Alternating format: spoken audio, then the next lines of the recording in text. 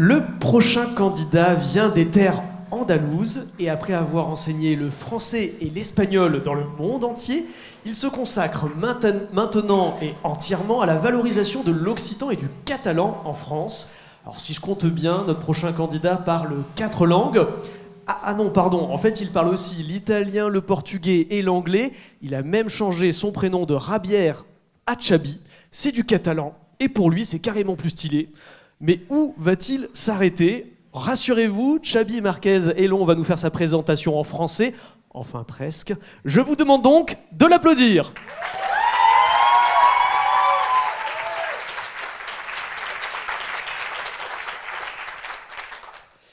Il travaille au sein du laboratoire d'Ipralangue de l'Université Paul Valéry de Montpellier sur les représentations et applications didactiques dans l'apprentissage des langues, le catalan et l'occitan, vecteurs de plurilinguisme à travers l'intercompréhension.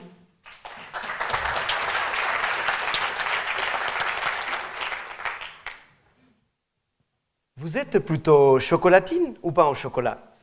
Vous avez sûrement déjà vu une des cartes qui découpe l'hexagone en fonction du mot utilisé. En revanche, vous avez certainement moins vu une carte comme celle-ci. Elle montre les langues de France. Les couleurs marquent leur lien de parenté transfrontalier. Chez nous, l'accent lui aussi a son mot à dire.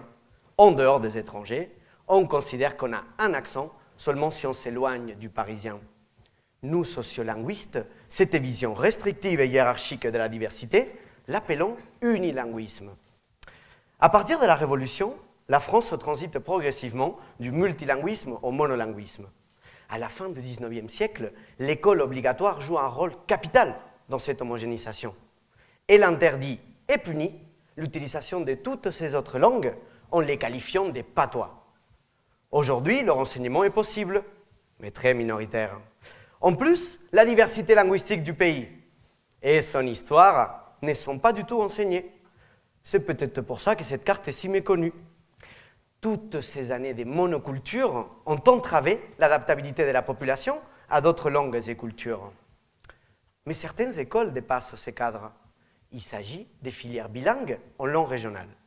Mon hypothèse, c'est que ce parcours facilite l'accès des apprenants à d'autres langues.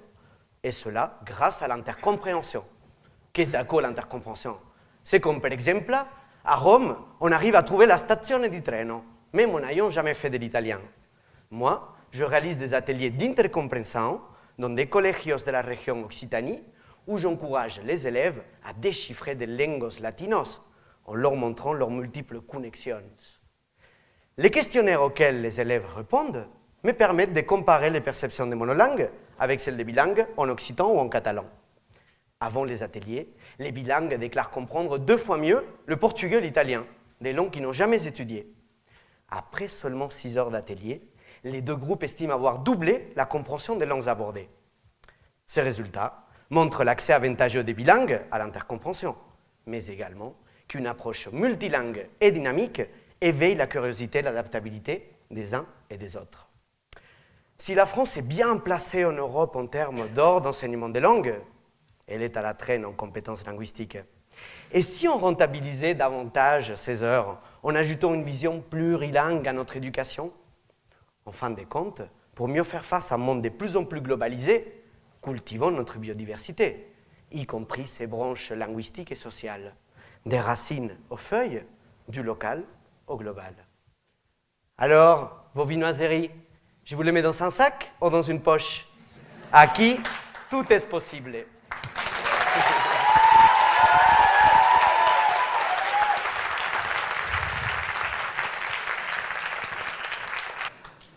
Le deuxième prix du jury, quel est son nom, Flo? Chabi Marquez Elon.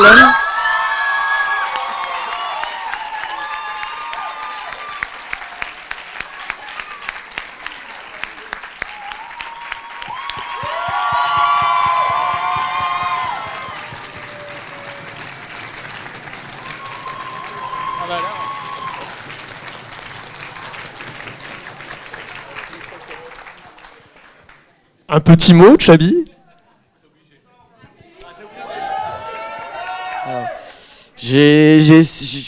je m'étais ouvert à cette possibilité.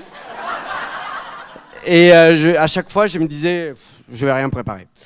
Et écoutez vos grands-parents qui parlaient des langues qui n'ont pas été valorisées. Parce que peut-être qu'on a les clés du futur. Et c'est peut-être, si c'est pris, ça amène ça. Un andalou qui défend le catalan, l'occitan, le basque. Et toutes ces autres langues, et toute cette diversité qu'on mérite. Je pense que ça sera... je serai heureux. Voilà.